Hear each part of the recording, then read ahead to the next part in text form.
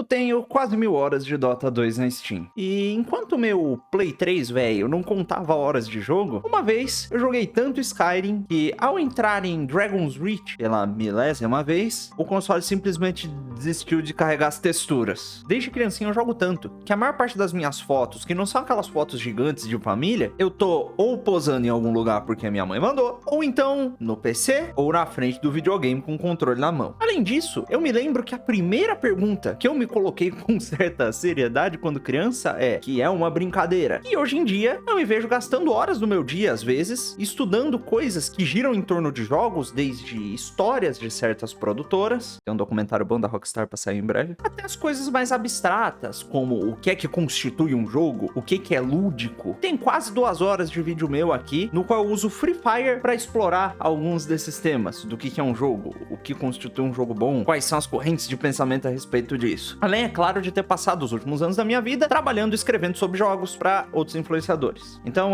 pode-se dizer que eu gosto um pouquinho de jogos, e talvez eu dedique mais tempo a eles, mesmo quando eu não tô jogando, do que a maior parte das pessoas, mesmo que essas pessoas às vezes joguem até um pouco mais do que eu hoje em dia. E eu tenho uma pachorra, a cara de pau, pra dizer pra você que talvez você devesse jogar menos, e que jogar por menos tempo vai te fazer apreciar melhor e ainda mais até mesmo jogos que você já gosta. E tem mais, talvez isso acabe até ajudando você mesmo a se tornar uma pessoa melhor. Eu sei que tá estranho e relaxa, eu não vou entrar em nenhum papo de coach aqui. Estamos falando de jogos, mas aqui não tem nenhuma teoria de controle. Mas vamos por partes, porque para entender um pouquinho melhor algumas das coisas mais elevadas e mais complexas que eu vou tratar aqui, a gente precisa construir as nossas bases direitinho, começando pelas coisas mais óbvias. E por mais que elas pareçam óbvias, confia em mim, é necessário estabelecer essas coisas óbvias bem claramente antes de todo o resto. Mas chega de enrolação e vamos começar pelo começo. Vamos lá. Seja lá qual for a sua idade, é um fato impossível de negar que você possui uma vida. Uma vida que tem um componente material, por assim dizer, que você precisa sustentar de alguma forma. Se você é um cara um pouco mais velho, é provável que você tenha já uma família ou uma casa que você sustenta sozinho, que você paga as despesas. E caso você seja mais novo, você provavelmente tem os seus pais, que resolvem boa parte dessas coisas pra você, mas que precisam de ajuda em outras tarefas. Além, é claro, de ter coisas para estudar e aprender para que no futuro próximo, quando você não puder mais receber essa ajuda, você consiga se sustentar de forma mais ou menos independente. Bom, mesmo que você decida, por exemplo, viver, sei lá, como um monge beneditino,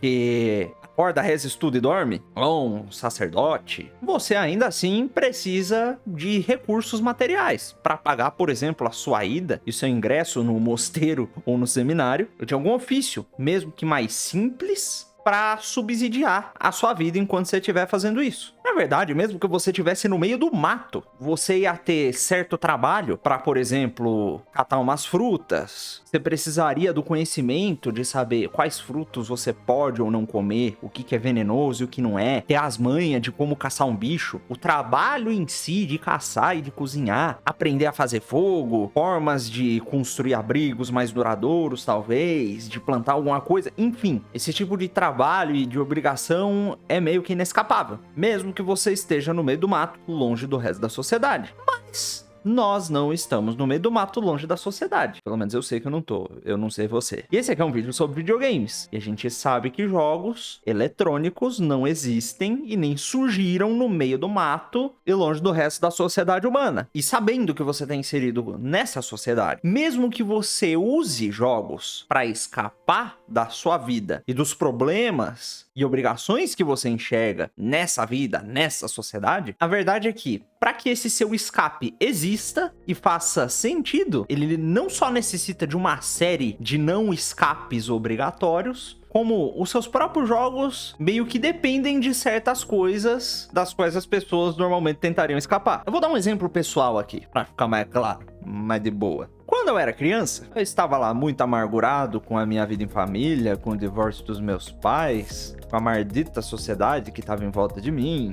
e com a situação na qual eu vivia. E enquanto eu jogava algumas horinhas ou de Ragnarok Online, ou de Grand Chase, ou de Shin Megami Tensei Imagine Online, sim, eu era desses, eu me coloquei a seguinte questão. Já vou adiantar aqui que não é uma questão muito inteligente não, ela é meio idiota. Se eu posso viver as minhas vidas digitais paralelas nesses mundos eletrônicos de fantasia, por que raios eu deveria me preocupar com a minha vida, entre aspas, real externa? Eu posso me dedicar a esses desafios digitais que são muito mais divertidos, empolgantes e prazerosos do que os que eu encontro fora dos meus jogos. Quem é que são os outros a me julgar simplesmente porque eu não escolhi viver o mesmo tipo de vida que eles? Quem raios essa sociedade mardeta pensa que é? Pra achar que a forma como ela escolhe viver é melhor que a que eu estou escolhendo? Eu era basicamente uma versão humana que existia na realidade daquele meme do eu não escolhi ser gamer porque eu não tenho vida. Eu escolhi ser gamer porque eu decidi ter várias vidas.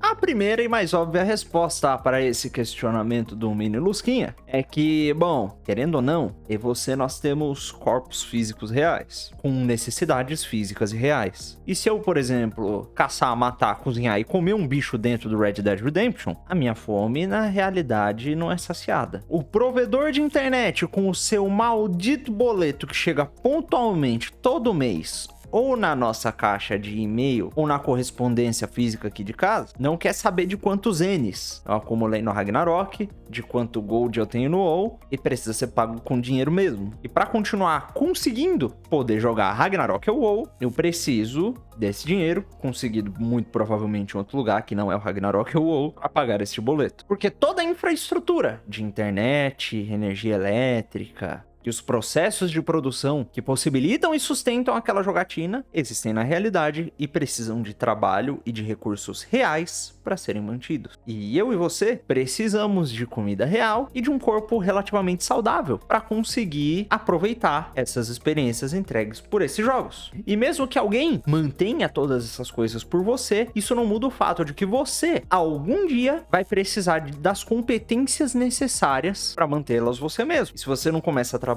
agora para fazer com que isso aconteça e resolvendo esse problema, você vai se lascar. Não só por não conseguir manter as despesas básicas, como porque, bom, o hardware necessário para jogar e os próprios jogos tem um custo meio alto. E se você não tem capacidade de adquirir recursos o suficiente para sustentar esse seu hobby, as coisas ficam meio complicadas. E mesmo que você consiga magicamente bancar tudo isso, você ainda é um ser humano de carne e osso, que se não cuidar da sua saúde física e mental, vai acabar não conseguindo aproveitar jogo algum, mesmo da forma mais superficial possível. Não só porque sedentarismo pode, sei lá, tirar sua vida prematuramente, como porque se isolar do resto do mundo nessas experiências digitais pode causar sequelas psicológicas graves, que não vêm só do isolamento, como também vem do consumo excessivo desse tipo de mídia digital. Tem umas paranoia braba que você pode acabar adquirindo, enfim, uns problemas bem ruins, que não só afetam a sua vida real, como a sua capacidade de aproveitar esses jogos. Ou seja, não dá para você fugir do fato de que essas experiências e esses mundos digitais subsistem num mundo muitíssimo real e dependem de uma estrutura de verdade que requer trabalho de verdade e que você próprio precisa se sustentar e adquirir uma forma de navegar e sobreviver nesta realidade para conseguir sequer ter acesso a eles.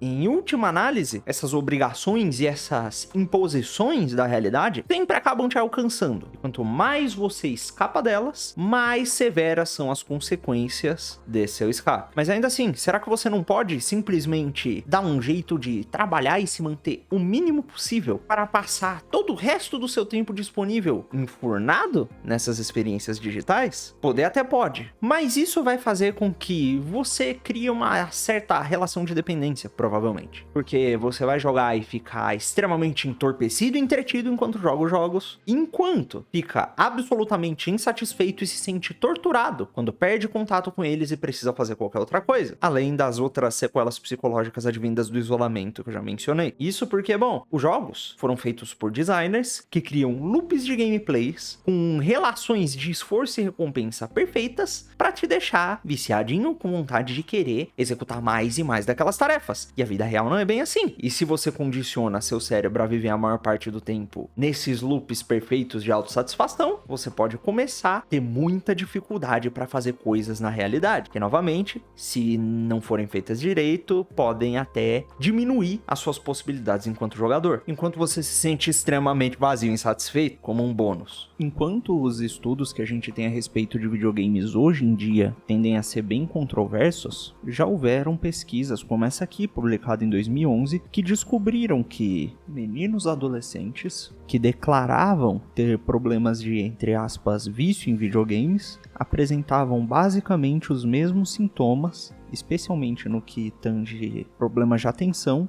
do que pessoas com vício em substâncias mais graves ou até em apostas. Além de que, esse tipo de postura faz literalmente com que você viva e trabalhe para jogar. Ou seja, você pega a sua vida e transforma ela numa forma de servir ao ímpeto de jogar mais. É subverter a natureza do que os jogos realmente são e te impede de aproveitá-los direito e de realmente absorver tudo que o jogo tem para te passar. Mas calma lá, eu sei que isso está indo rápido demais e eu vou começar aqui com um exemplo simples. Esse é Metal Gear Solid 1, o primeiro Metal Gear 3D lá do Play 1. Mas há uma cena desse jogo que ficou marcada e criou meio que uma tradição na franquia. Nessa cena o Snake tá sendo torturado, e para sobreviver, você precisa apertar com alta velocidade repetidas vezes o mesmo botão no controle por 1 minuto e lá vai pedrada. Você até pode desistir no meio, o jogo não para e continua como se nada tivesse acontecido. Mas se você fizer isso, uma amiga sua, uma personagem muito importante pra trama, morre ao fim do jogo. E caso você aguente, o meninão safado que tá te torturando te elogia, fala que você é muito forte, reconhece a sua resiliência e fica tudo certo. Agora vamos tentar descrever essa situação, o que tá acontecendo ali no jogo, vamos tentar descrever a experiência. O que tá acontecendo ali é que o Snake tá sendo torturado e você tá vendo ele sendo torturado. Ao invés de fazer você assistir aquele monte de polígonos em baixa definição levando choque, o jogo faz uma outra coisa, faz você segurar um controle e apertá-lo muito rápido repetidas vezes, te causando um desconforto e até uma certa dor no seu dedo, dependendo do costume que você tem com o jogo de button mash, e te obriga a resistir a um desconforto e a uma certa dor enquanto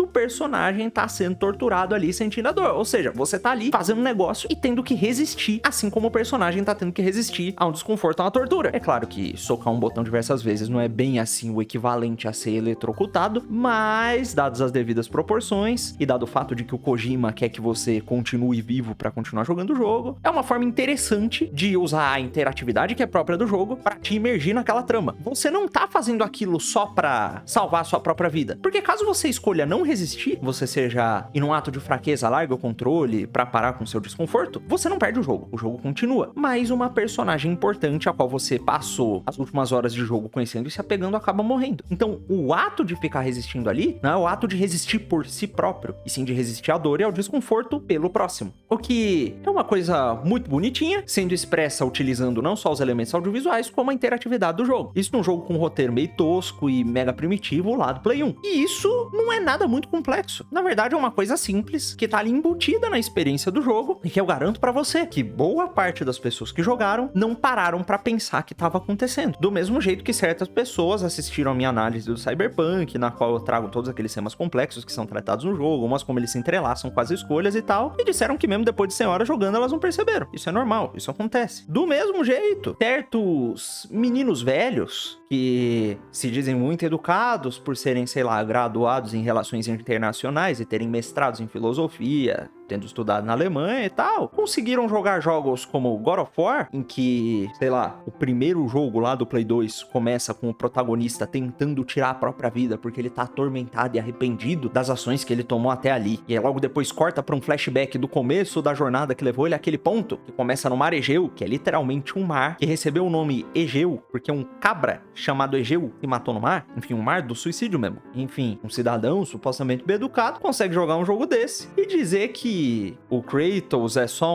do guerreiro espartano que só quer matar, roubar e destruir, e um brutamonte raivoso que só sabia falar em caixa alta, e só vai receber alguma profundidade lá no reboot do jogo, no PS4. Que não é bem um reboot, porque é a continuação da história, mas enfim, vocês entenderam. E pra ser bem sincero com vocês, a experiência de ter um olhar mais aprofundado sobre esses jogos, assim como sobre a vida em geral, e captar essas pepitas de verdade por conta própria, com os seus próprios olhos, é uma coisa que não só pode ajudar a formar seu imaginário e te formar como pessoa, como é também um negócio muito prazeroso. E além disso, além de ser uma coisa prazerosa, esse tipo de olhar sobre os jogos e a capacidade de ter essa postura faz com que os jogos, quando colocados no contexto certo, sirvam a você e a sua vida, ao invés de fazer com que você sirva a eles. E podem até e de fato ajudam você a viver melhor a sua vida real e se tornar uma pessoa mais apta a fazer melhor as coisas nela. Isso porque jogos, brincadeiras e afins são desde sempre, desde antes da invenção dos jogos eletrônicos, coisas que a humanidade chama de lúdicas. Lúdico vem do latim ludus, e ludus no latim é o que é oposto aos sérios, que eu não sei se você notou, mas tem uma certa semelhança com a palavra sério, que são as coisas cotidianas, o seu trabalho, a sua vida normal, por assim dizer, suas obrigações. E para diversas dessas civilizações antigas, inclusive os gregos, a função do que era lúdico era recarregar as suas energias para que você pudesse voltar depois aos sérios revigorado. E além disso, não só jogos e brincadeiras eram tratados como coisas lúdicas, como muitas vezes, no grego, a palavra que era usada para descrever um brinquedo de criança era também usada para descrever enfeites e coisas belas. No latim, não só a brincadeira normal era lúdica, como peças de teatro, músicas e até mesmo ritos litúrgicos, coisa religiosa elevadíssima, era considerado lúdico. E os dias de descanso, os dias em que você abandona, por assim dizer, os sérios, normalmente também tinham, desde a antiguidade, uma certa ligação com essa coisa sagrada, com a coisa bela, né? Que tem lá o domingo, tradicionalmente, em que as pessoas vão à missa, em que os cristãos têm que descansar, os judeus tinham o sabate, né? O sábado. Enfim, eram esses dias do descanso que faziam você se voltar, não só recarregar suas energias, como voltar a sua atenção, seu coração para coisas mais elevadas e levar essas coisas mais elevadas de volta para sua vida cotidiana. E calma, eu sei que tá parecendo que eu vou chegar aqui e dizer que a sua vida tem que ser o trabalho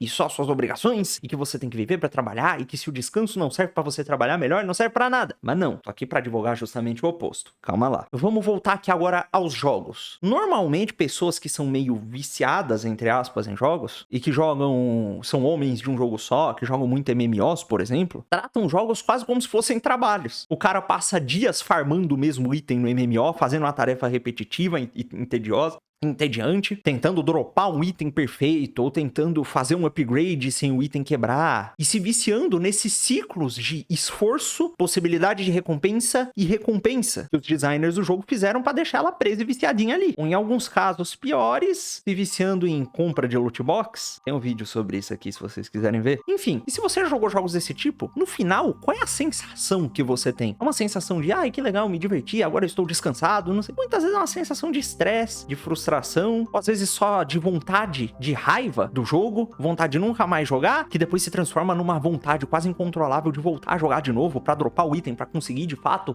atingir aquela recompensa digital. E é um negócio que vira um loop meio sem propósito, que no máximo fazem você só rushar pra acabar com o seu trabalho e suas obrigações o mais rápido possível pra voltar àquele jogo xarope de novo. E isso é de fato usar toda a sua vida pra servir ao jogo. Só pra deixar bem claro, vale a pena lembrar aqui que o problema não é com nenhum gênero de jogo específico, e sim com a postura despropositada e o vício nesse tipo de coisa. Eu não tô falando com você que tá com a vida perfeitamente em ordem e gosta de fazer um grind no fim de semana no seu MMO favorito pra dar uma descansada. Do mesmo jeito, seria ruim e prejudicial se uma pessoa usasse a vida pra servir ao trabalho, pra servir ao dinheiro, vivesse buscando dinheiro, buscando acumular mais e mais, sem nenhum motivo a mais. Eu conheço muitas pessoas que vivem assim e estão sempre miseráveis, deprimidas, enfim, não é uma coisa que costuma satisfazer o ser humano, porque a verdade é que a gente tem essa distinção idiota entre trabalho e a obrigação, que normalmente a gente considera tortura, e uma brincadeira que a gente gosta. E a gente passa a vida inteira tentando se torturar o mínimo possível e brincar o máximo possível, ou tentando monetizar a brincadeira. E deixa eu lhe contar, monetizar a brincadeira e ficar só brincando não vai te deixar satisfeito. Na verdade, o que você tem que fazer é dar um jeito da sua vida inteira, do seu trabalho, das suas obrigações, da sua profissão e das suas brincadeiras, os seus hobbies, servirem à sua vida e a um propósito maior que você tem. Um propósito que as pessoas fingem que não existe e tentam ignorar, enquanto ou se afundam em cada vez mais trabalho para aumentar sua prosperidade material, ou se afundam em jogos. E ambas essas duas coisas te deixam cada vez mais distante de se tornar quem você quer ser de fato. E sabe como é que eu sei disso? disso com tanta certeza, porque, bom, quando você tá se refugiando nesses mundos de fantasia, quando você tá pegando pra assistir alguma série compulsivamente, ou jogar algum jogo compulsivamente, ou uma série de jogos compulsivamente, as vidas que você escolhe assistir, que você escolhe ler e que você escolhe assumir temporariamente nesses jogos, não são vidas de pessoas miseráveis que negam os seus propósitos. São vidas muitas vezes cheias de heroísmo, de autossacrifício e essas coisas elevadíssimas que você gosta de ver os outros fazendo, que você gosta de fingir que tá fazendo num jogo. E, curiosamente, quanto mais você faz isso dessa forma que eu descrevi aqui, mais distante você se torna desses personagens e dessas coisas que você tanto admira. Então, se dedicar a isso te torna distante disso e te torna cada vez mais miserável muitas vezes. Não só isso, como isso te deixa mais distante ainda de entender, de fato, a profundidade que existe nesses jogos que você diz gostar tanto. O que às vezes existe. Tem jogo que só não tem tanto assim, não. Sei lá, olha pra essa porra aí. E, meu amigo, se você tiver uma visão clara de quem é que você é, de quais são as coisas que você de fato precisa fazer, mesmo que por enquanto sejam só deveres mais imediatos, e você começa aos poucos a fazê-lo, e a fazer com que o seu tempo de descanso e o seu trabalho sirvam a esses propósitos maiores, sirvam pra você se tornar essa pessoa, essa versão melhor de si que você quer ser, todo o resto da sua vida, mesmo as tarefas mais mundanas e chatas, se preenchem de sentido. E até o momento que você para pra jogar um joguinho, tem algum propósito, serve a algo maior e ajuda na sua formação como um ser humano. Se tornam até mais prazerosas, mesmo que sejam menos frequentes. E bom, o que é que isso tudo tem a ver com entender melhor os jogos? Acontece aqui, para você enxergar essas coisas nos jogos, como para você enxergar de forma mais precisa e mais profunda a sua própria vida e as coisas que te acontecem e certos elementos da sua personalidade, até para ler o próximo e ter uma vida melhor, com mais sentido, você precisa de uma certa postura, de aprender e entender uma certa postura e de ter um certo repertório de experiências. Muita gente adquire essas experiências com a vida, vivendo, se estrepando, conhecendo milhares e milhares de pessoas diferentes e vivendo situações extremas, que assim, querendo ou não, te fazem entender um pouco melhor a vida como um todo. Mas acontece o seguinte, para que você consiga pensar sobre essas situações, você precisa conseguir descrevê-las, porque é assim que a gente pensa descrevendo as coisas. E uma forma boa de não só assimilar experiências novas, como de aprender a descrevê-las, é um negócio chamado literatura de ficção. Porque quantas vezes você não sentiu um sentimento que você não sabia descrever, e aí por não saber descrever, você não conseguia conversar com outra pessoa sobre ele, nem entender direito o que estava acontecendo, e aí você meio que se tornou uma pessoa meio mal resolvida? Pessoas pagam terapia pra tentar descobrir o que é isso, muitas vezes. E nem sequer você conseguia contar pro seu psicólogo direito o que estava acontecendo. Enfim, se você faz terapia. Isso é porque você tem um repertório linguístico limitado e um repertório de experiências humanas reduzido também. Vou dar um exemplo simples aqui. Você pode, por exemplo, não saber o que é ter pais ausentes e viver dentro de uma casa em que os seus guardiões te maltratam e te discriminam. Do mesmo jeito que você pode não saber como é, no meio desse contexto, ter um bruxo de 12 anos que é convidado para uma escola mágica. Mas você pode ler Harry Potter e a descrição que a autora faz do psicológico do personagem e de como é que ele sente, enxerga aquelas situações e assimilar aquilo ali dentro do seu coração. Isso muitas vezes faz você entender melhor o que passa dentro de você em situações parecidas e muitas vezes entender melhor o que se passa na cabeça do próximo quando ele passa por esse tipo de situação. Harry Potter aqui não é o melhor dos exemplos, porque não é uma coisa mega elevada e mega profunda e não tem a linguagem mais precisa e mais rica, mas é um exemplo que todo mundo conhece, que todo mundo consegue entender. Do mesmo jeito que não ter esse repertório dificulta você entender as suas próprias experiências e a cabeça do próximo, isso dificulta também você a descrever a experiência que você tá experimentando ali no próprio jogo. Então você precisa aumentar esse repertório e ter uma postura diante da vida e dessas coisas que te permita ter esse olhar diferente, que te permita enxergar as coisas, ao invés de tentar projetar o que você acha que elas são em cima delas. E bom, os grandes escritores da literatura, eles são grandes escritores por um motivo, porque eles inventaram meios de expressar e de descrever certos sentimentos e certas situações. Você precisa lê-los durante a sua vida, você não vai ler todos de uma vez, isso não é um negócio que vai se esgotar, você vai morrer, vai ter coisa que vai ficar pra você ler ainda, então não se desespera, tá? E você precisa pegar esses grandes clássicos da literatura. Eu recomendo que você comece pela brasileira, porque assim, você lê umas presepadas narradas pelo Machado de Assis e você consegue enxergar claramente coisas que acontecem no seu contexto, né? Você lê lá um Lima Barreto, enfim, você consegue enxergar ali nas experiências que aqueles homens descreveram há décadas atrás, coisas e comportamentos que você vê no seu cotidiano, que às vezes você não tinha percebido. É bem interessante. Eu recomendo também, antes de ler qualquer coisa, se você puder, se você conseguir entender, ler um livro chamado A Vida Intelectual, do padre A.D. Sertilanges.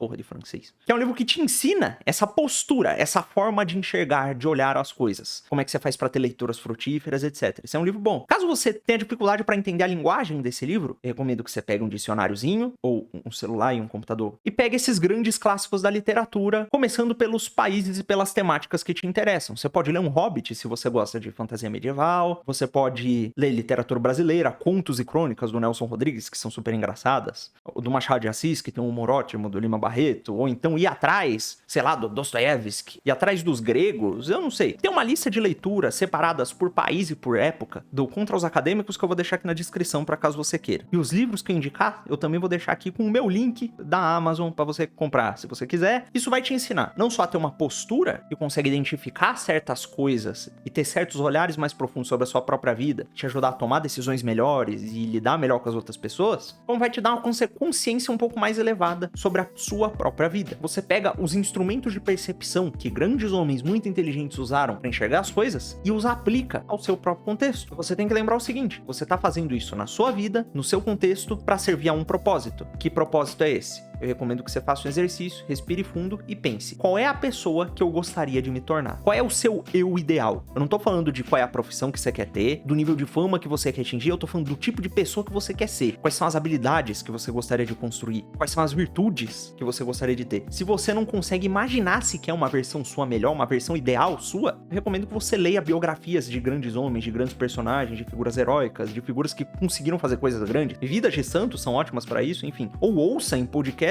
Tem diversas formas de você fazer isso. E todas essas coisas não só te ajudam a viver melhor a sua vida, como quando você for jogar, te fazem ter um olhar completamente diferente sobre os jogos que você tá jogando. Um olhar mais aprofundado. Você consegue descrever melhor aquela experiência, o que tá acontecendo ali, e hierarquizar os símbolos, os personagens, e ter essa compreensão do que tá rolando. Do mesmo jeito que eu tive aqui descrevendo Metal Gear, e também na análise do Cyberpunk, que é um ótimo exemplo. Eu recomendo que você assista. Enquanto você tá fazendo isso, se você curte jogos, eu recomendo que você fique aqui pelo canal, que eu vivo analisando situações em jogos e que concernem a jogos, tentando utilizar essa lente um pouco mais aprofundada, mesmo que eu não seja nenhum gênio, mesmo que eu não seja nenhum intelectual, mesmo que eu só seja um moleque de bosta, um estudante que vê certo valor nessas coisas e que conseguiu progredir pelo menos um pouquinho no comecinho desse caminho e só tá tentando ajudar você a se direcionar um pouquinho melhor também. Enfim, caso você tenha gostado desse vídeo, enfim, pensa nessas coisas, aprenda essa postura, talvez assista esse vídeo de novo e cola na minha live lá na Twitch se você quiser fazer perguntas em relação a esses temas. Todo sábado eu tô lá ao vivo jogando algum jogo sem muito diálogo com o pessoal do chat, com os amigos na call, porque daí a gente bate um papo sobre esses assuntos e conversa sobre coisas profundas, é divertido. Recomendo que você passe lá e muito obrigado por ter assistido até aqui. Eu espero que as análises que eu faço aqui, que os vídeos que eu faço aqui te ajudem e sejam de valor, beleza? Muito obrigado por acompanhar e até a próxima. Falou!